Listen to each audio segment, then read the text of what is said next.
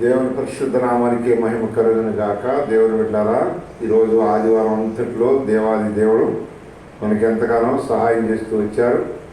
మరి మరొక సోమవారానికి మనం ప్రవేశించినాం కనుక ఈ యొక్క సోమవారంలో లోకములో ఎక్కడ పనిపాటలో ఉన్నప్పటికీ కూడా దేవాది దేవుడిని మర్చిపోకుండా ఆయన యొక్క బిడ్డలుగా మీరు మరి అనుక్షణము కూడా దేవునికి కృతజ్ఞత చెల్లించేవారుగా ఉండాలి.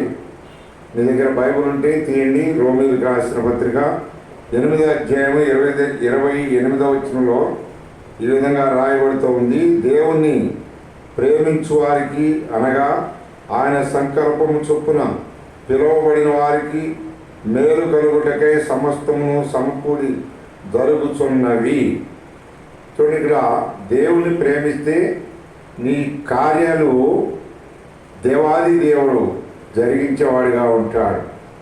ఏ విషయంలో కూడా దిగులు చింత అనేది పడకుండా దేవుణ్ణి ప్రేమించటం, దేవుణ్ణి హెచ్చించడం, దేవుణ్ణి ఘనపరచటం, దేవుని సన్నిధిలో నిన్ను నువ్వు ప్రతి క్షణం కూడా కనపరుచుకోవాలి. ఎందుకంటే నీకున్నది ఒకే ఒక్క ఆధారం ఏంటంటే సృష్టికర్త అయిన దేవుడు, సర్వాధికారి అయిన దేవుడు.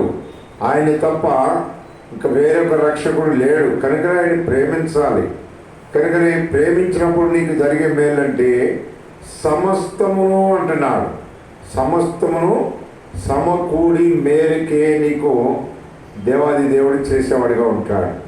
కనుకని ప్రజలు లేకపోతే స్నేహితులు మేలును కోరతారు, గాయాలు చేస్తారు. కానీ దేవాది దేవుడు అలాంటి వాడు కాడు. కనుకనే మీ యొక్క ఆత్మ దేహ మూలుగులతో దేవుని ఘనపరచండి. మీ కుటుంబాన్ని దేవుడు దీవించగాక. ఆమేన్.